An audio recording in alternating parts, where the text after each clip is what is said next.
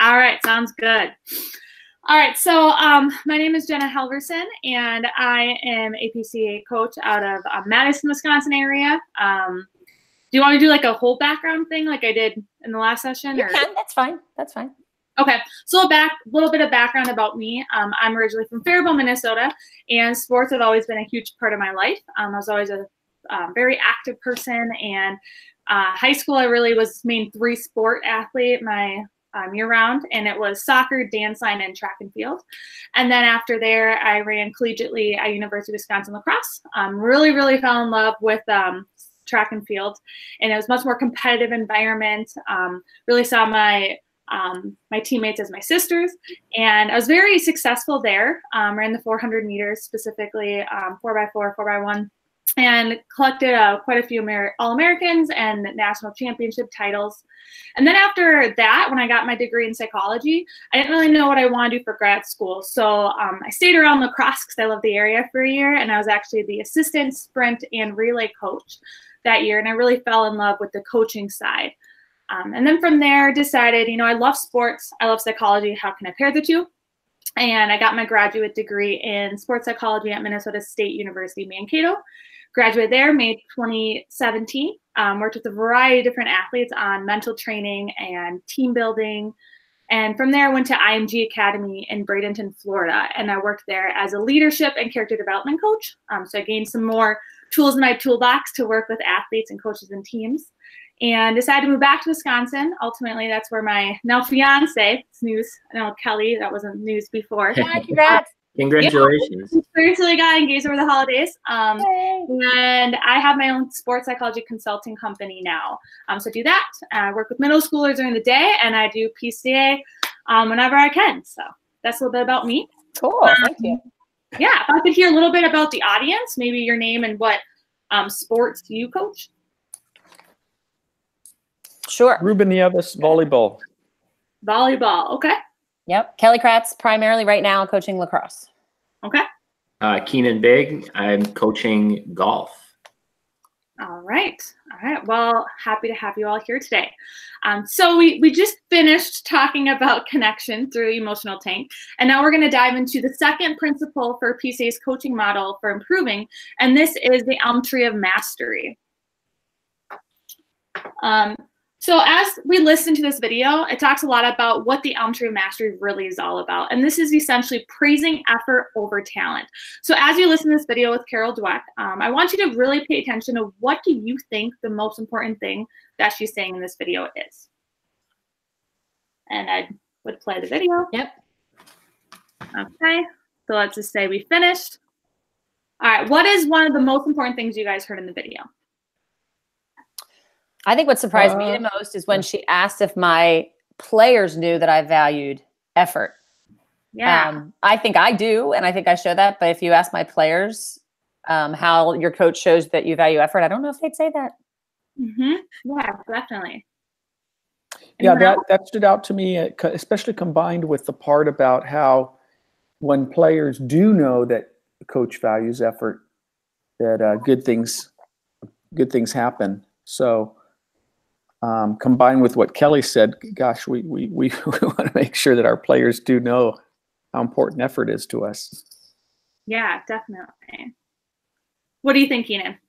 I think Carol really has a good intuition for what we should be looking for out of our kids. It's so easy to get caught up in the scoreboard, that if we're not mindful of effort, we're really doing our kids a disservice.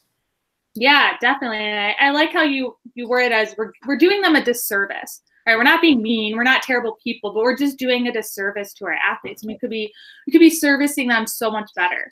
And so two of the main things that stood out in that video to me, which a lot of you mentioned, was number one, coaches who value effort and practice more than talent. A lot of times their teams improve. When you do focus on that, their teams improve in the process. And a lot of coaches sometimes are surprised by that. And number two, athletes don't always understand that their coaches do value effort. So kind of like you were saying, Kelly, you're like, yes, I do value effort, but however, I don't know if my team knows that. So a lot of times as coaches, we need to do more things and just say, yes, we value effort. we need to be able to show our team that, yes, we do value effort. So in order to make a meaningful athlete experience, we really want to get our athletes to believe they can get better. And so one question I want you to ponder, maybe talk to the person next to you, is how do you get your athletes to believe that they can be better? A lot of times I just show them ways that they did get better. One of the things I like most about coaching lacrosse is that not every kid can do it. Not every kid can just pick up a stick right off the bat. So there's a lot of failure in the beginning when kids are learning the sport.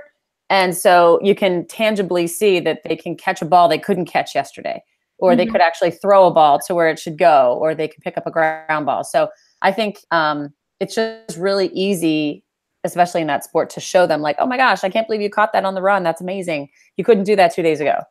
So I just show them where they're improving, and I'm pointing that stuff out a lot. Yeah, helping them tell them the progress that they're making. Mm-hmm. Yeah, definitely. Thanks for sharing. Anyone else?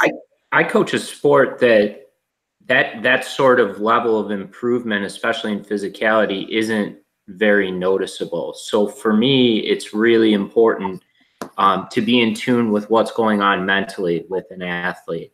And for me, you know, an improvement certainly can be measured in, you know, hitting your driver an extra 10 yards, but being able to, more important to me is being able to bounce back from a mistake, because it is so easy. You're literally out there by yourself, living in your own world with often nobody to talk to. So what's going on between your ears is 100 times more important than any sort of physical mistake that can be made. Yes, very true. That is a very tough sport. There's a lot of downtime in your own head. Do you have anything, Ruben?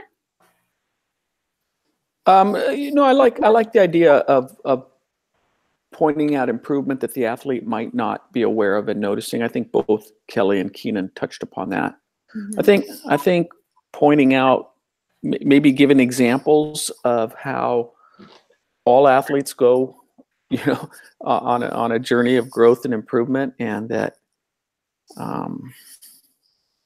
you know, maybe, yeah. I think just pointing that out too, that most sports usually isn't about being able to do something new and different right away. That it takes us. It usually takes us a while to get there. Yeah. All right. Thanks for sharing. So normally when I'm doing the PowerPoint, you know, they click up one by one. So some of the things you guys were saying. So first of all, tell them that you do value effort more than talent. So one thing as coaches, we need to verbalize that to them, because we might say, kind of like, you know, we were talking about earlier, yes, I value effort as a coach, but do you actually tell your athletes that?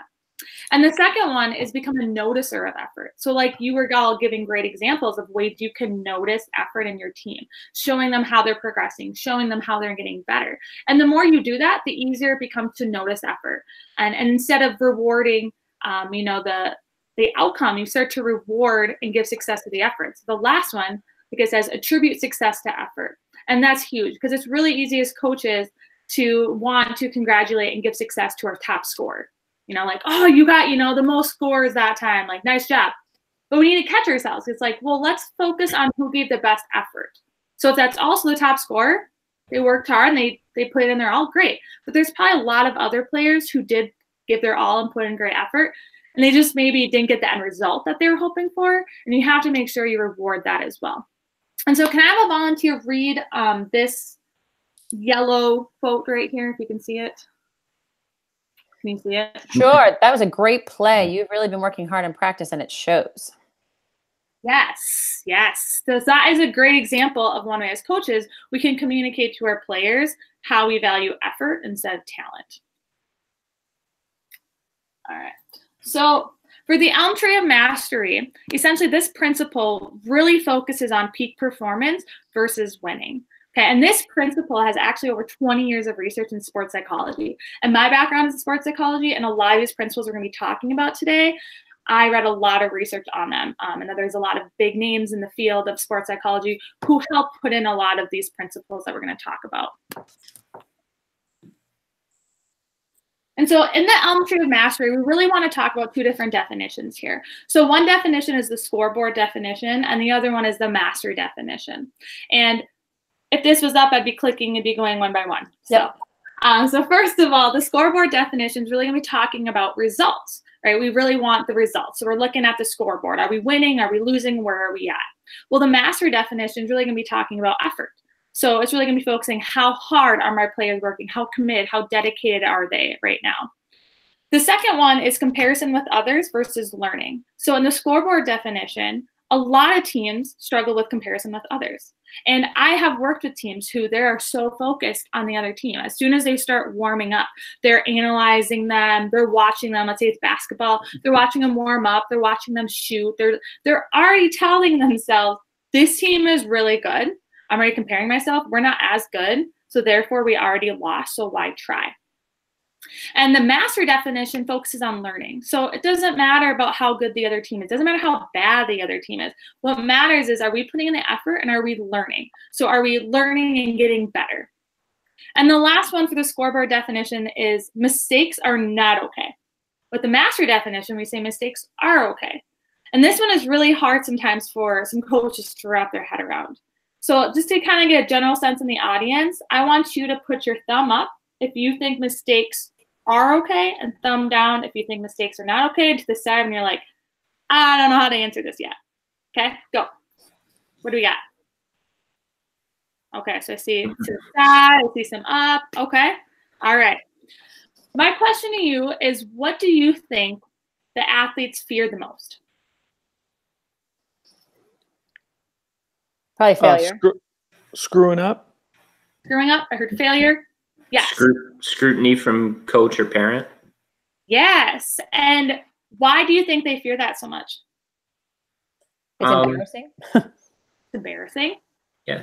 Nope. Yeah. You're on public display, and when you're participating in sports, and you don't want that to define who you are. That failure. Yep. Yeah, definitely. And fear of failure is huge in sports. So many athletes are so afraid to mess up and fail. And so let's say you have a basketball team and they're, dribbling up the court and they shoot and they miss. What's the first thing they normally do? Is they probably look to the coach, right? They look to the coach and they say, am I in trouble or am I okay?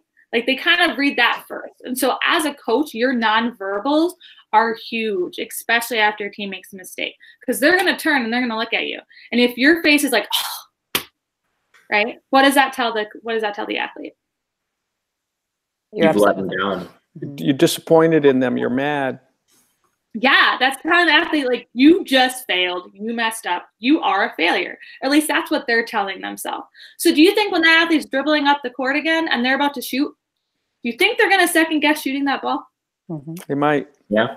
They might pass it, right? They might be like, I messed up once, I don't want to fail again. So I'm going to pass it to someone else. I don't want to fail again. And they're going to be afraid. And so if you create this mastery definition that mistakes are okay, your athletes are going to put in more effort. They're going to try more. They're going to shoot more. And if they miss and they look to you and you say, like, good hustle, like, shoot again, the next one will go in. If you encourage them to keep shooting, they're going to be like, okay, I'm all right. And they're not going to view it as a punishment if I miss the ball. And they're going to be more likely to shoot again. And that's essentially what we want in our athletes. And so for the Elm Tree of Mastery, a lot of research with the mastery climate shows two big things. So anxiety goes one way and self-confidence will go another. So put your thumb if you think anxiety goes up or down. What do you think with the mastery climate? Okay, so some people are saying it goes up, some are down. Okay, so what about self-confidence? Do you think in a mastery climate, self-confidence will go up or down? Okay, all right. I think I saw all ups. Yes, research shows that if you encourage a mastery climate with your team, anxiety will go down and self-confidence will go up. And that's huge. That is definitely what we want on our teams.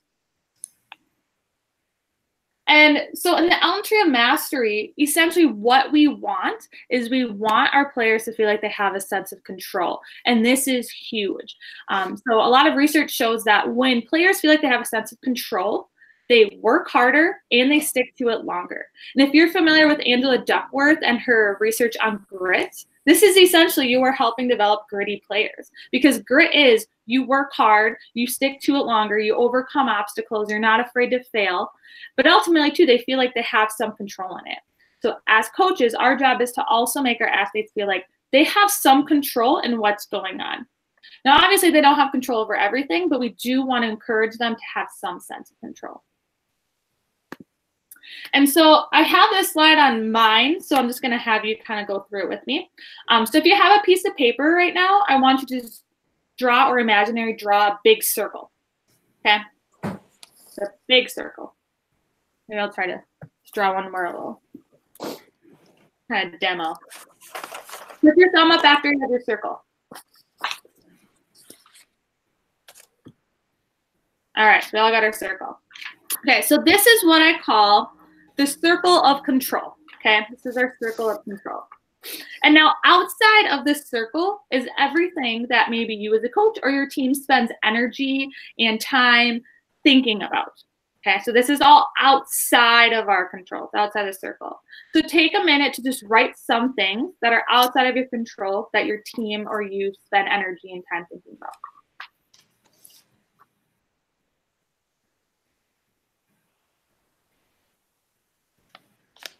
Put your thumb up once you've got a couple down.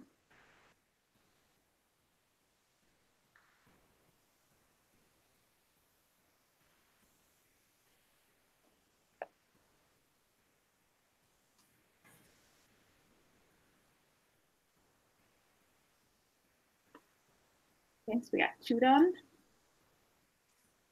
All right, let's hear some. What are some things that you wrote that are outside of the circle? How about each of you say one thing? I wrote down strength of the opponent. Strength of the opponent, yes. All right, you can't control that. Okay, I put weather. The weather, that one's huge, especially like my background in track and field.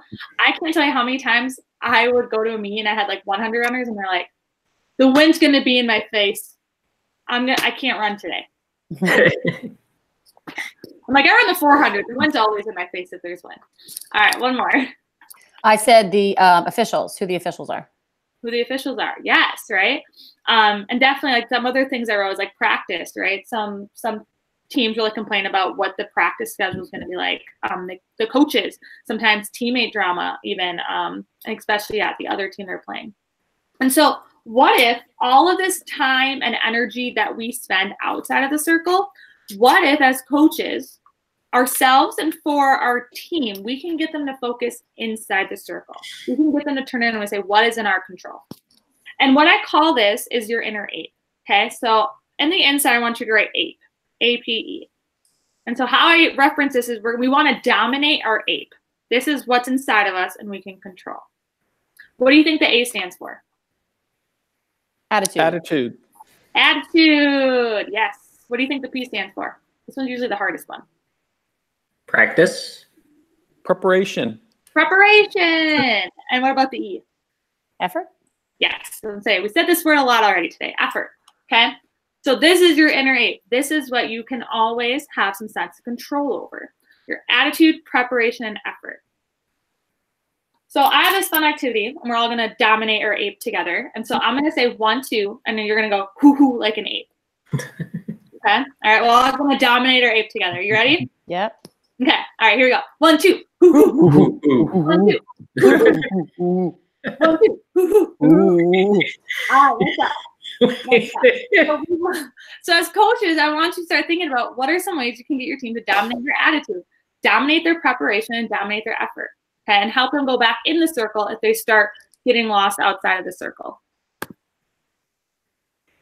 All right, so another scenario we're going to play out is this. So let's say, your team tends to play tentatively and let the opponent drive the action.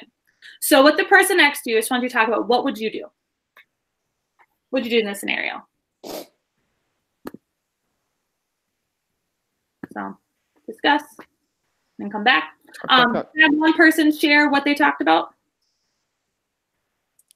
Well, in a break in the action, I'd bring the team's attention back to ape. Okay. And how would you do that? Pardon?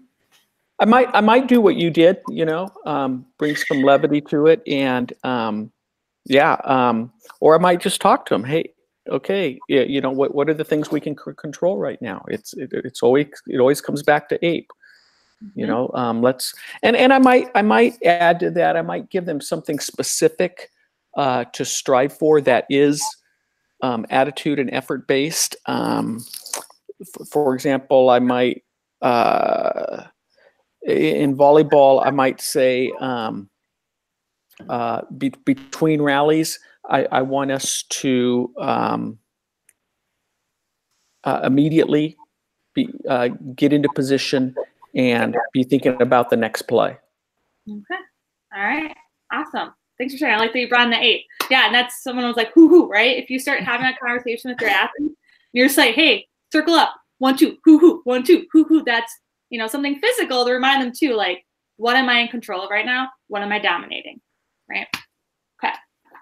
All right, so we're going to move on to the ELM toolkit. And so we have a couple different takeaways that I want you to focus on. So if you have your book readily available, if you want to grab that out, we're just going to go through some awesome things that are in this book that as coaches, I really encourage you to look through and then put it into practice with your teams. And so some takeaways today was focusing on effort is the key to performance, and assertive aggressive play will come when there's no fear of mistakes. So what are some ways we can do this? Well, if you look into chapter 4, it's on page 21, you have a toolkit, okay? So these are different ways you can implement the ELM tree of mastery. So we're gonna skip to page 23. This one's really important. So it's number 2 are at the top, and it is helping players recover quickly with the mistake ritual, okay? And I really want you as a coach to think of what are you doing right now to help your players overcome mistakes? Because even if a player, you know, shoots a layup and they miss and they look to you and your nonverbals are encouraging and you're like, you know, nice hustle, like, you know, stay focused, keep your head in the game, and you're encouraging them, they might still be dwelling on that mistake. So what is something you can do to help them overcome that, to get rid of it? And so some examples here is one is the flush.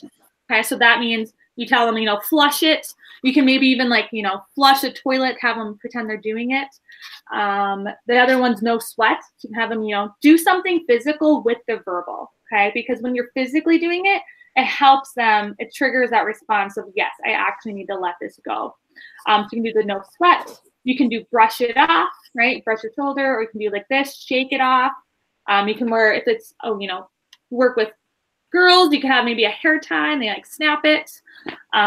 Anything that works for you. One thing I do a lot with the teams I work with is we do a thing called learn, burn, return. And so that's what I say, learn, burn, return. And if I just call that out as a coach from the sideline, my athletes know what that means, learn, burn, return. That means they're quickly saying, what did I just learn from that experience? Maybe they missed the layup, maybe they didn't follow through. They're just telling themselves, yes, I need to follow through. Then they need to burn it. They need to just get over it. And then they need to return even stronger and focus on what's in the next play. And some people might think this is silly. Some coaches are like, I'm not going to have my team pretending they're flushing a toilet. But a lot of professional teams even do this. One great example is Ken Ravizza. He's a wonderful sports psychologist. Recently passed away, but he made huge strides in the world of sports psychology. He literally one time was working with I don't know if it was Los Angeles or it was the Cubs, I don't remember, but some professional baseball team who had a struggling season. And he brought a real life toilet, brought it out right in the middle of the field, right there. And he had made every single player go up to the toilet and actually flush it because they were kind of in a rut. And then throughout that practice, every mistake, he was like, go to the toilet. And they would literally go up there and flush it. Professional baseball team, right? And they like had a huge comeback that year. So maybe take some notes about what you can do as a coach for a mistake ritual. All right, and then other ones. One more I want to go over is page 27 here.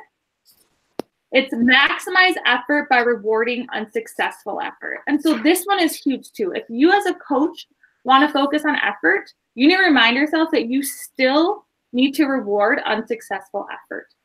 So maybe your team loses. but they played a really strong team. And they really upped their game and put in a great effort. Do not focus on the scoreboard. Do not worry that you lost. Focus on all the things that were positive in that game and really reward each player for all of the effort that you saw. Okay? So this one's huge because it's so easy to reward wins, right? To reward based off who we think is talented. We don't want to do that. So still, if it was unsuccessful, if they tried and they put in the effort, make sure you reward that. Does anyone have any examples of maybe how they have rewarded unsuccessful effort? I do. I have, again, just talking about girls lacrosse, I was really encouraging the younger girls to try to use their non-dominant hand. So if they're usually right-handed, I was trying to get them to put it in their left hand. So I told them that like they were a star if they even tried it. And so I'd be keeping track of stars on my chart every time somebody switched hands. I didn't care if the ball fell out. I didn't care if they lost it. And then at the end of the game, I gave out starbursts to every kid for every time that they switched hands. And it's ridiculous what kids will do for starbursts. So the next game I had like every kid switching hands the whole time. It was pretty funny. That's awesome. And even something, I'm on a volleyball league just for fun during the week. And I think of like, we always high five no matter what. If you jump up to the net and you attempt a block, we don't care what happens to the ball. If you attempt it, you get a high five. Because we have a hard time jumping up to the net. Yeah, so that's a great example. And so really quickly, I just want you to watch this video of a different mistake ritual that you could do. You know, the flush it that we talked about earlier. All right, so I played the video. Yep. Okay. All right, so that is going to wrap up on the Elm Tree of Mastery. And we're going to move on to the last one, integrity, which is honoring the game. All right. Thanks, Jenna. Yeah, thank you. Alex out of all this stuff. Yeah. Was there anything specific that you were trying to work on for this demo that was different or improving upon the last one? Because I know Keenan didn't get to see you do the last one. Yeah. I tried to have you talk more. I felt like in the first one, I told more stories, which I know you gave me good feedback on the stories, but with this, I wanted the coaches to really be thinking and to giving me ideas and talking to each other. All right, thanks. So I would love to put Keenan on the spot right away. I'd love to hear, Keenan, what you thought, some feedback for Jenna, things she did really well, or also what we're trying to do with these demos too, Keenan, now is transition them into live workshops. So what did you like about what she did that you think would really translate well when she's in front of live coaches? And then maybe if you have a suggestion for her. Yeah. I mean, I always make two columns, one things to improve on and one things that were really, really awesome. And I'm very devoid of things in the improvement. But, you know, one little thing that jumped out at me at the beginning is, and I'd say this to a lot of up and coming trainers, Carol Dweck doesn't carry a lot of name recognition. So sometimes we need more of a primer on who Carol Dweck is. She's obviously hugely influential and everybody in this room knows who she is. Yeah. But she's always somebody who needs a little bit more of a primer for coaches. I usually hear trainers ask if anybody's read Mindset, because that is a book that makes its way around coaching circles quite a bit. So some of them will be familiar with her through that. I really liked your description of mastery as peak performance. We have a workshop that talks about mastery and peak performance, but I love that you were able to more clearly define that for the coaches in the room as peak performance, because that resonates with coaches versus mastery is a very general term, but all coaches will understand peak performance. Normally I have to tell new trainers to provide more personal examples, but you were really ready with those. And honestly, there's very little better in your toolbox than your own personal experience. And you did not hesitate to jump into that. And I'd love to learn more about your offline another time about your experience at IMG, because I know how that's a hyper competitive environment. And, you know, it's all about the things that we espouse as difficult to achieve in the, you know, Division I college scholarship, but that's what they're all about. So I'd love to see how that experience translates into a more recreational type environment. But yeah, you started a lot with I've coached, I've seen, these are things that I've done in my coaching experience. And when you introduce yourself, you've got a sports psychology background, you've been coaching, and you've been an athlete for a number of years. So that carries a lot of weight, because oftentimes you're presenting to coaches who don't have the same levels of experience as you do. Mm-hmm. The audience participation, like, through the roof. It can be very difficult to not want to sit there, and maybe this is what Kelly was getting at before, but silence is uncomfortable, and it can be really easy to just want to talk through that, but you waited and you called on us and you put people on the spot, and that's what's going to make for an effective workshop, is that back and forth. And like you were saying at the end there too, I think that you can glean ideas on where you want to go with the workshop based on the responses that you're getting. So it's great that you're engaging us as much as you did. Mm-hmm. It's a little silly, but the thumbs up, thumbs down, like, to have that consistent, hey, I'm looking for an affirmative or a negative, and to keep that consistent throughout the workshop, which you did. I think it helps you establish a little bit of a brand, so to speak, and that, oh, okay, she's going to ask us, like, by the third time you asked us, I was like, oh, she's going to ask us for a thumbs up right now. So I'm ready for that. And then great real life examples, especially bringing Ken Ravizza and the Cubs into, into a situation. Everybody knows who the Cubs are. Everybody can resonate. And hey, if it's working at the highest level, it's going to work for our team too. Mm-hmm. That's all I had there. That was, I was really impressed. Jenna, thank you. Thanks, Keenan. Ruben? Yeah, boy, Keenan gave such great feedback and so thorough and complete. Just add a couple things. As far as your two things you were trying to do this time, get us talking more and work in more of your stories, I thought you definitely accomplished both of those. So congratulations on that. I really like the circle of control activity, everything about it. I like APE. I like the way you get us writing inside, outside the circle. I like how you... on mistake ritual, you point out that a mistake ritual has a physical combined with a verbal component. Some trainers miss that piece. A mistake ritual is supposed to have both, like flush it, has the physical motion with it. So I like how you explained it. You did follow up with telling us about learn, burn, and return. And I did not get the physical component that goes with that. So I thought, there was either a little disconnect for me there, or I missed it. So because I'd like to learn, burn, and return. I mean, I think coaches will like that. That's easy to remember, and especially if it does indeed have a physical component to it, then it becomes a true PCA mistake ritual. Mm-hmm. Got it. Yeah, I guess with learn, burn, return, I forgot to add that. Yeah, normally the burn part is whatever the physical thing they came up with is, but yeah. Okay. I great. Put that in though. Good, I didn't. Good. Then it's there. It's there. Yeah, I could explain that part. Okay. Jenna, I looked back at my notes from your first time and wrote down. I reminded me of how strong your first demo was, and this was a very strong follow up to that. So congratulations. Thank you.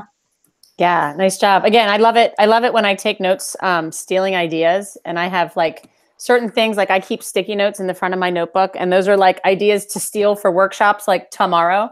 So I've got Dominate the Ape already in there for my workshop tomorrow. I just think it's such tangible, good stuff. And I've seen the circle of control before in that activity, but I love Dominate the Ape, because everyone says, oh, you have control of effort and attitude. But I mean, I can just picture my high school girls going like 1, 2, like getting so into that. And I love it. I think it's great. Especially with football teams, they definitely. I'm like, definitely. I love it. I love every bit of it. And I think that in and of itself is a mistake ritual, because that gets their minds clicked back into it. So I think even blending those two together is just great. I love, Jenna, again, how your background in sports psychology, your background in the leadership and everything that you've been doing is so part of what you're doing in this workshop. But it's not like you're bragging on it. You're not like, well, this is what I studied and this is what I did. It is who you are, and you're blending it into the principles so well. And so I think that's a real skill. And I thought you did that really well. I, again, agree with a lot of the things that Ruben and basically all the things that Ruben and Keenan said. I just have a couple little picky things. And because I've been caught in it myself, when you say that mastery is peak performance versus winning, I think sometimes we forget that coaches are in it to win it, all of them. And when you say, I'm looking at peak performance versus winning, they're like, what? She doesn't want to win? So sometimes I've changed the verbiage to say, we're looking at peak performance as the definition of success and winning, or peak performance versus only looking at winning or only looking at the scoreboard. Because I think sometimes we throw around that term winning amongst PCA, and we forget that the coaches in the audience will turn off and go, well, I want to win. What does she not want to win? Yes, I want peak performance, but I want the peak performance to lead to winning. So just one little, maybe a phrase, caveat, like, we want you to win. And we believe that getting all of your athletes at peak performance is the way to do it. So, I mean, don't get too hung up on it. It's just something that it pulled out for me. The thumbs up, thumbs down. I think sometimes it's fun to get some debate going in a workshop. So I love the way you were, asking us questions. I purposely said that I don't think mistakes are okay all the time on purpose, because I think there's a lot of people that will push back. And I have had coaches push back and say, no, mistakes are not okay all of the time. And this is why. And I've gotten into some great discussions. Some coaches have said, well, physical mistakes are okay, but mental mistakes are not okay. Or, mistakes of effort are not okay, but mistakes of skill are okay. And I just think it brings up a pretty good kind of a little mini debate in a workshop, so that I'm kind of listening to them and leaning into them, because it's a real issue that they have. So just thought, sometimes if somebody's giving you a thumbs down, call them out on it and ask them, well, why do you feel that way? Yeah. Tell me more about that. Or if you're comfortable, I'd love to hear what your side of the story is on that. It just makes things, just mixes it up a little bit, makes it sort of fun. I was a student of Angela Duckworth 2 summers ago. So I love that you brought her up, because she's awesome. Yeah, I went to her. She had a 4-week seminar that I went to that was incredible. She's amazing. So I'm a fan. I'm grit round 3 right now. Yeah, I'm a fan.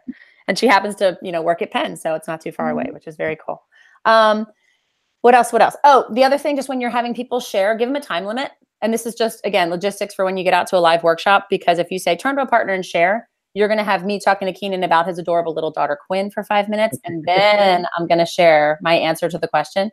So if you say, turn to a partner, I always say, introduce yourself, give them a high five. You've got 1 minute to share. Go. Okay. That just makes it so that they all know exactly what they have to do and the task that's ahead of them. So just a suggestion. Okay. And I really liked learn, burn, and turn too. I thought that was very cool. I'm very into rhyming, so I love that.